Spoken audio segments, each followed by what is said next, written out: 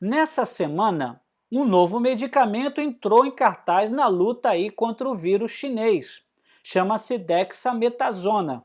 É um medicamento muito interessante, um medicamento já conhecido há muitos anos aí no meio médico, muito barato e que tem trazido resultados excelentes. Quer saber mais sobre essa informação? Então você precisa ficar ligadinho aqui no nosso canal até o final deste vídeo, tá? Eu sou Marcelo Lima, sou médico e um homem de fé. E seja muito bem-vindo aqui ao meu canal, um canal que fala sobre questões do que está acontecendo com esse vírus chinês no Brasil e no mundo, né? Mas numa ótica otimista, numa ótica esperançosa, porque de notícia ruim já estamos de saco cheio, não é verdade? Roda a vinheta!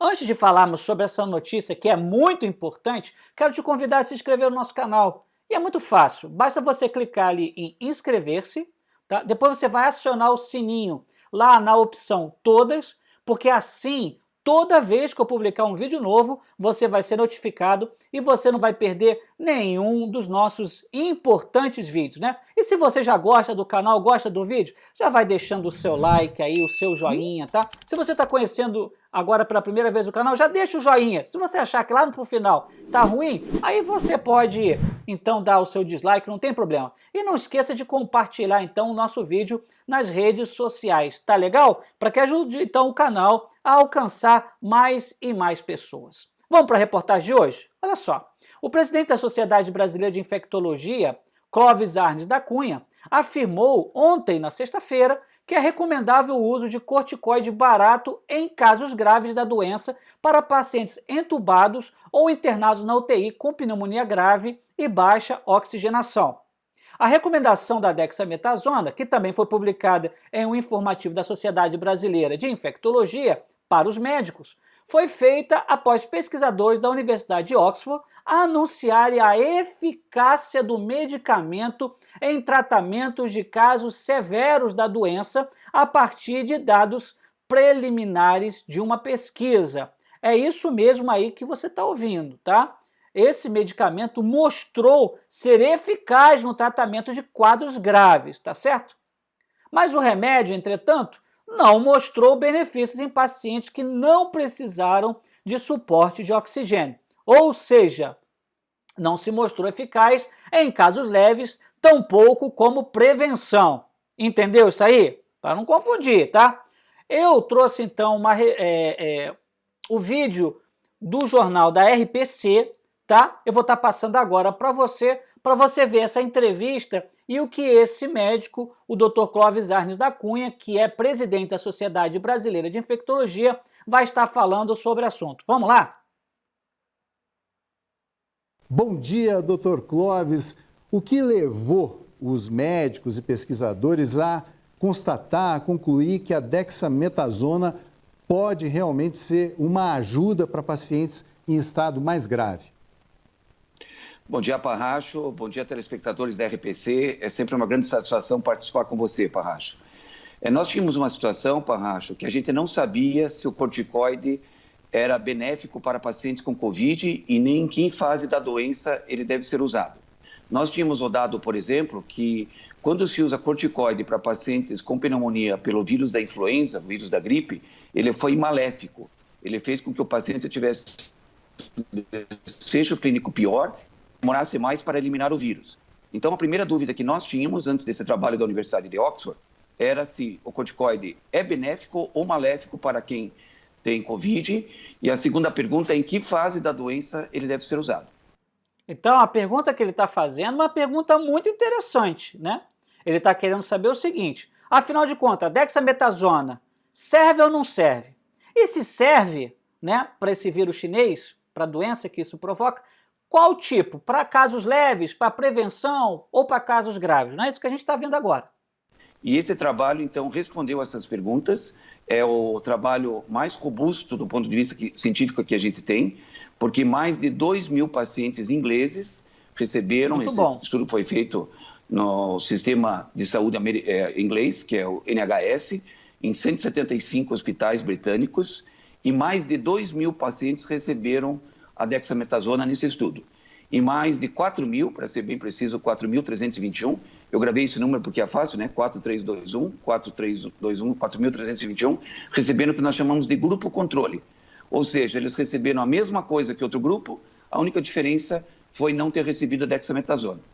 E a grande notícia, não é nem da semana, a grande notícia para tratamento farmacológico desde o início da pandemia foi que o uso desse corticoide em dose baixa, de 6 miligramas por dia, ou por via oral ou por via intravenosa, por 10 dias, salvou vidas.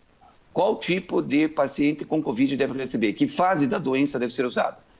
Então, você escutou bem o que ele falou? Esse medicamento salvou vidas. Eu tinha dito isso no outro vídeo anterior sobre esse mesmo tema, que esse médico, o Dr. Clóvis Arnes, né, que é presidente da Sociedade Brasileira de Infectologia, ele estava extremamente entusiasmado justamente por conta disso, porque esse medicamento, de fato, salvou vidas. Vamos ver que tipo de pacientes são esses, qual é o perfil desses pacientes, para quem é? Para quem está com assintomático, para prevenção, para um quadro leve ou para um quadro grave? Vamos ver. Nos pacientes que são internados com falta de oxigênio. Pacientes que têm o que nós chamamos na medicina de hipóxia. Esse mesmo estudo, Parracho, ele avaliou pacientes que estavam na fase mais precoce da doença. Naquela fase que muitas vezes o paciente tem tosse, tem febre, tem perda do olfato, mas não tem falta de oxigênio, não tem pneumonia grave. E nesse grupo de pacientes, a dexametasona não mostrou benefício. Inclusive, mostrou uma pequena tendência de, inclusive, ter um malefício. Olha só, você prestou atenção nisso que ele falou? Veja, o remédio, o medicamento, foi muito bom para quem estava na UTI, ou usando oxigênio em forma de máscara, ou entubado, em coma induzido. Mas ele não se mostrou bom, tá, para prevenção para quadros leves e, ao contrário, mostrou uma tendência a piorar o quadro. Por isso que a gente fica muito atento em relação ao uso de medicamento, tá, gente? Cuidado, somente com orientação médica. Vamos continuar vendo. Então, do ponto de vista prático, é muito importante nós alertarmos as pessoas e mesmo os clínicos que estão atendendo pacientes com Covid que a dexametasona só deve ser usada para pacientes hospitalizados com Covid grave. Isso. E também eu queria chamar a atenção, Parracho, para não ser usado como profilático, como preventivo. Porque muitas pessoas podem interpretar que agora vão correr para a farmácia, é uma medicação barata, é uma medicação cujo comprimido custa menos de R$1, e as pessoas de repente vão correr para a farmácia para comprar e começar a tomar como preventivo. Os corticoides, nesse caso, quando usados em pacientes com Covid grave, salvam vidas. Mas quando usados erradamente, podem causar vários efeitos colaterais. Você ouviu isso, né? Nunca use medicamento, tá, sem orientação médica. Sem orientação médica. Isso é muito sério, gente. Eu vejo, volta e meia, vocês estão me perguntando, doutor, posso começar a tomar esse remédio? Posso começar a tomar aquele remédio? Gente, aprenda isso, tá? Entre eles, pode descompensar o paciente com diabetes, aumentando a sua glicemia, pode causar hipertensão. Então, a mensagem tem que ser muito clara para todos. Não use corticoide por conta. Não use a dexametasona sem prescrição e avaliação médica. E nós, médicos, também devemos usar para pacientes que apresentam a Covid grave. Doutor, nos hospitais aqui do Paraná, os médicos já estão usando esse medicamento? Já vinham usando? Então, até a publicação desse estudo completo vai ser publicado nos próximos dias, mas esses achados foram tão importantes que os dois professores ingleses que estão coordenando esse estudo, que ao todo tem mais de 11.500 pacientes, avaliando 6 diferentes terapêuticas, 6 diferentes tratamentos, medicamentos para Covid, Parracho. Foi tão importante esse achado que justamente para que o mundo inteiro saiba desse estudo, repito, que é o maior estudo já feito para tratamento em pacientes com Covid. Mais de 2.000 pacientes foram incluídos, Parracho. Muito bom. É pouco provável que a gente tenha qualquer outro estudo que coloque um número tão grande. E por que foi feito isso? Porque na Inglaterra, assim como no Brasil, a medicina é acessível a todos os cidadãos britânicos e eles organizaram esse estudo. Em vez de ficar fazendo o que nós chamamos de terapia empírica, usando sem saber se funciona ou não, várias medicações foram tentadas até aqui, o governo inglês, o sistema de saúde britânico, ele resolveu estudar. Então, graças a esse estudo chamado Recovery, que é coordenado pela Universidade de Oxford, nós vamos ter várias outras respostas, Parracho. Em breve, nós vamos saber se usar plasma de convalescente é útil ou não, porque também existe um grande número de pacientes que receberam e estão recebendo.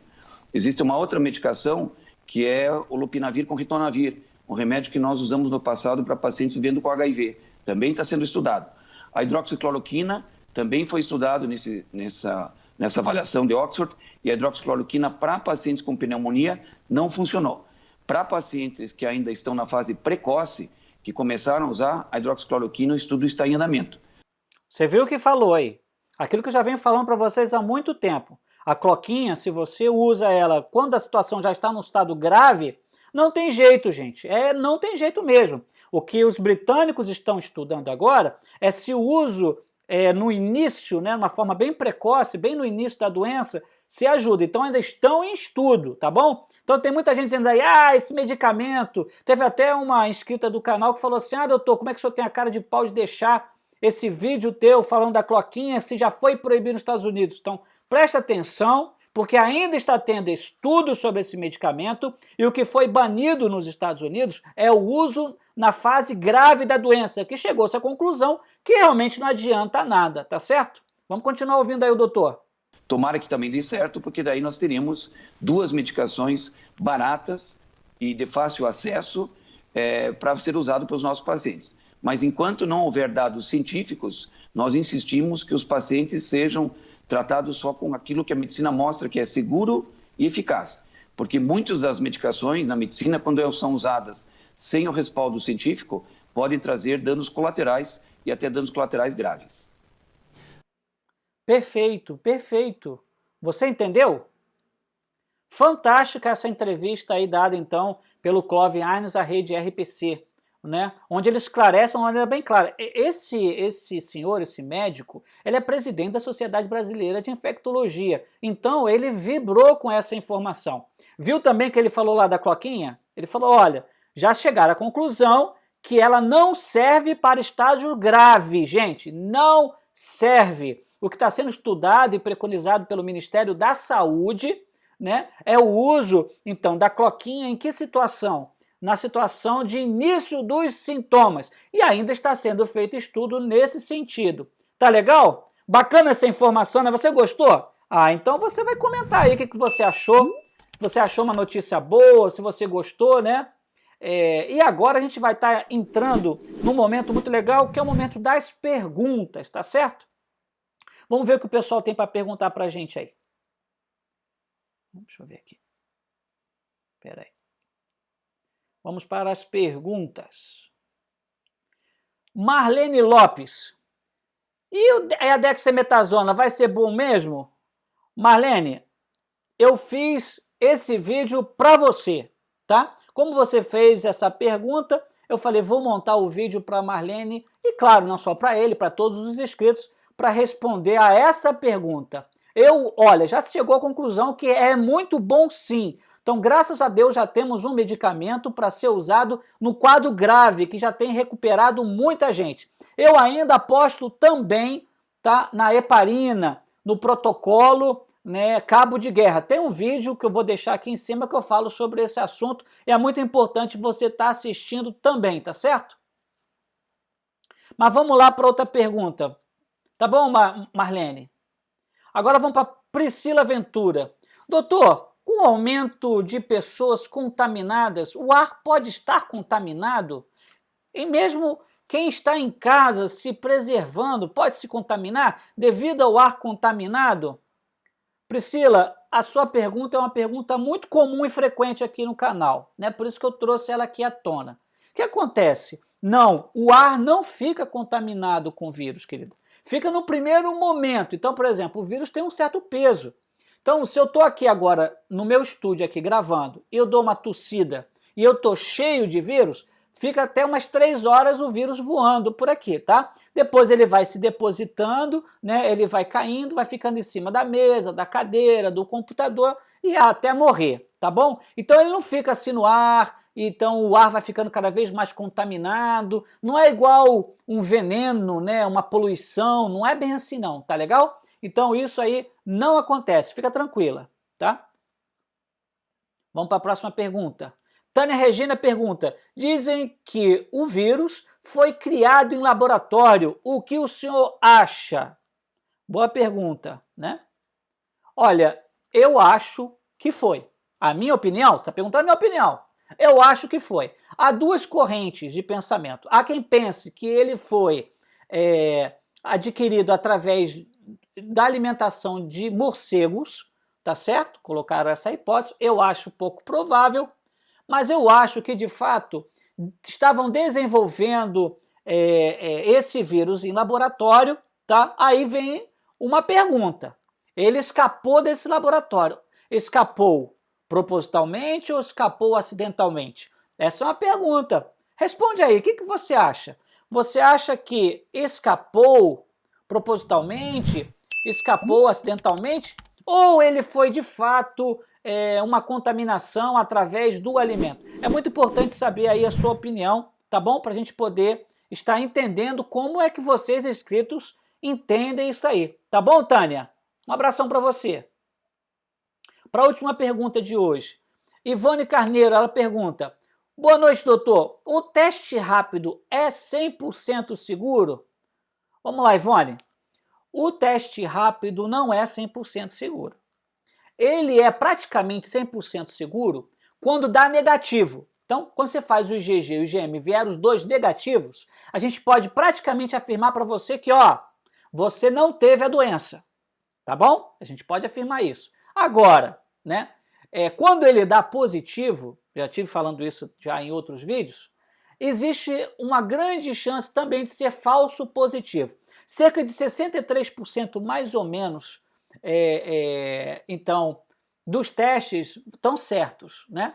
Os outros 37% pode ser, então, um falso positivo. Ou seja, você teve um outro tipo de vírus, alguma outra coisa aí que confunde o exame e ele dá um falso positivo. O que é falso positivo? Ele diz que é positivo, mas de fato não é, tá bom? Então, 100% seguro não tem não, tá? Beleza, gente? Essas então foram as perguntas aí. Gostou? Então você vai fazer o quê? Você vai deixar o seu like aí, gente. Olha, precisa deixar o like para ajudar o canal. É a única coisa que eu peço. Olha, eu preparo toda essa matéria para você e a única coisa que eu peço em troca é que você deixe o seu like e compartilhe. E se não é inscrito, aproveita e se inscreve, tá bom? Lembrando a vocês, a nossa oração agora está sendo feita no outro canal. Eu estou deixando o link aqui embaixo, tá? Para você assistir as orações também, tá bom? Olha, antes de terminarmos esse vídeo, eu quero lembrar para você o seguinte, vai estar aparecendo agora 2 vídeos muito importantes para você assisti-los, tá? São vídeos que vão abrir a sua mente, tá legal? Um grande abraço e a gente se vê então no próximo vídeo.